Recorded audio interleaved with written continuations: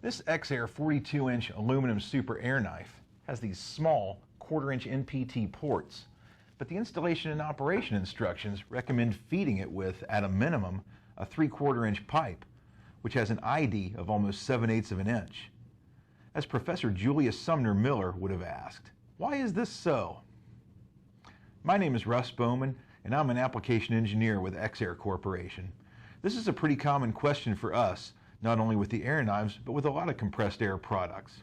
I hope that the following demonstration provides a good answer to that question. It can be mathematically derived, but the short answer is this. Compressed air doesn't lose a lot of energy when passing through a small port like this on a super air knife, but our facility's header pressure of 140 psig, after running the length of the 3/4-inch ID 75-foot long air hose that I ran to our test stand, could supply this 42-inch super air knife with only 100 psig with the regulator wide open. Now, our test stand is equipped with a 3/4-inch piping supply header, which, as I mentioned before, is what we recommend for this 42-inch super air knife. Now, you don't have to run that completely to the ports. In fact, we'll show in a moment that hose with a smaller ID than that will work nicely. But we're going to first start with the demonstration using restrictively small lines. Super air knives of 24 inches in length or greater require plumbing to both ends. This first test uses two 10-foot lengths of 1/8-inch ID tubing.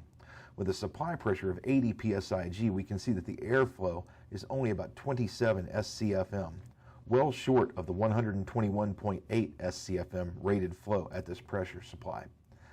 As you can see, the restrictively small tubing is causing a greater than 70 psi pressure drop.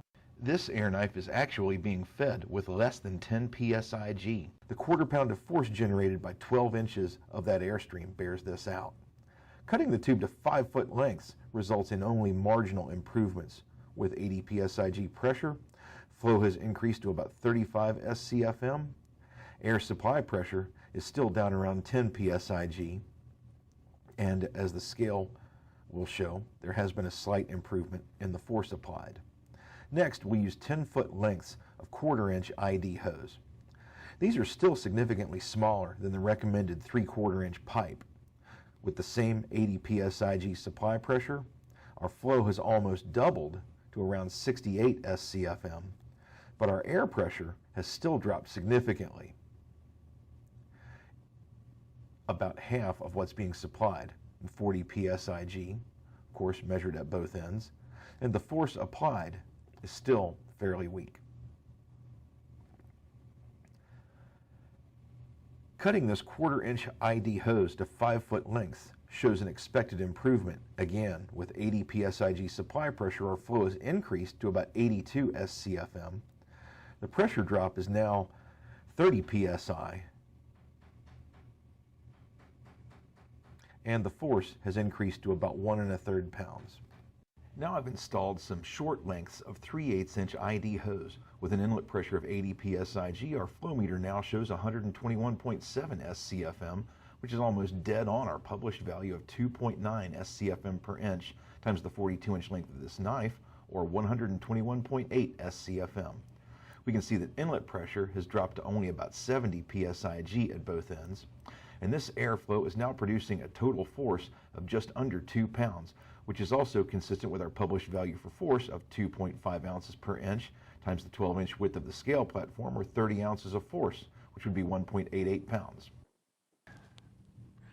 Remember, proper operation of any compressed air operated device is going to be critically dependent on getting a sufficient volume of air to it. If you have any questions about how to get the most out of our products or your compressed air system, give us a call. We're eager to help.